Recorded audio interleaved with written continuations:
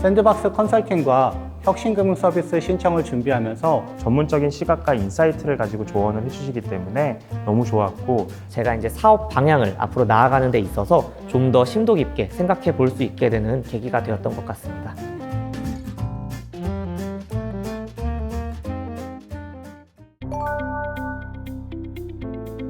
네, 안녕하세요. 저는 트라패스의 대표 임재현이라고 합니다. 온 오프라인의 전자결제 전문 기업으로 다양한 전자결제를 통합으로 제공하고 있고, 결제 플랫폼 기반의 일시 및 정기 결제를 지원하고 있습니다.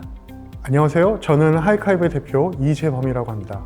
하이카이브는 지식과 경험의 선한 영향력을 서로가 공유하고 공동의 목표를 위해 함께 성장하는 라이프팀을 추구하는 회사입니다. 안녕하세요. 저는 파이브노드 대표 박승현입니다.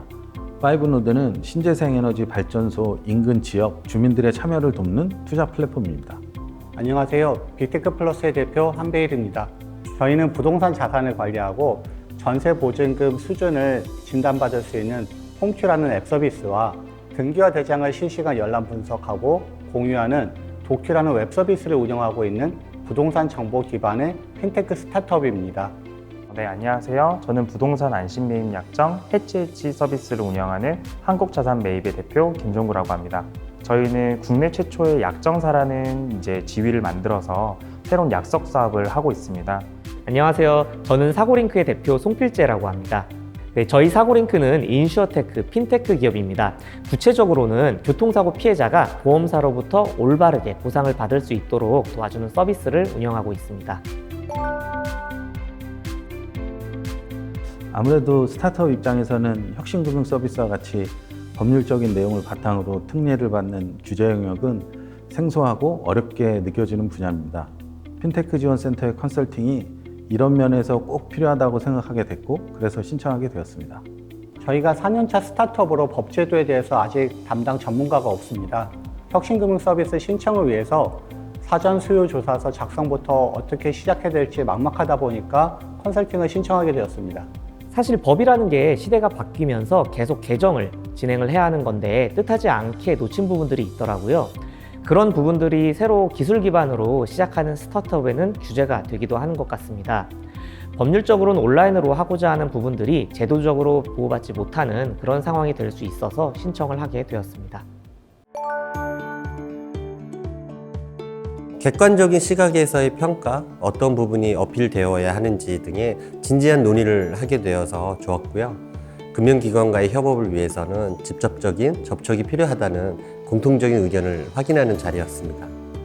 금융결제원 공무원님부터 회계사님, 변호사님 모두 다양하고 전문적인 시각과 인사이트를 가지고 조언을 해주시기 때문에 너무 좋았고, 핀테크 지원센터 분들도 자연스럽게 질의응답이 이어지도록 진행까지 잘해주시니까 저희가 어려운 부분들을 빠지지 않고 보다 쉽게 해결하고 답변을 들을 수 있었습니다. 컨설팅은 총 2차례 진행했었는데요. 모두 1대1 컨설팅이 아니라 로펌 그리고 다양한 업계의 전문가 분들께서 저희가 고민하는 문제에 대해서 여러 조언을 주셨고, 이를 어떤 식으로 풀어나가면 좋을지에 대해서도 의견을 주셔서 신청서를 작성하는 데 많은 도움이 되었습니다. 외부 전문가 그룹 그리고 한국 핀테크 지원센터 내의 샌드박스 팀원분들이 각자 속해 있었던 영역에서의 어떤 전문 의견, 즉 이 전문성이라는 부분을 첫 번째로 이야기하고 싶고요. 두 번째는 어떤 심사나 지적이 아닌 컨설팅 과정 속에서 마치 함께하는 팀이라고 느낄 수 있는 동반이라는 이 두 가지 사항이 저뿐만 아닌 컨설팅을 마치고 연합사 멤버들과 함께 했었던 피드백 자리에서도 저희가 함께 나눌 수 있었던 공통 의견이었습니다. 사실 스타트업을 위한 규제를 풀어준다는 것이 그 이후에 파급력에 대해서 어느 누구도 이게 무조건 옳다라고 장담하기는 어렵습니다.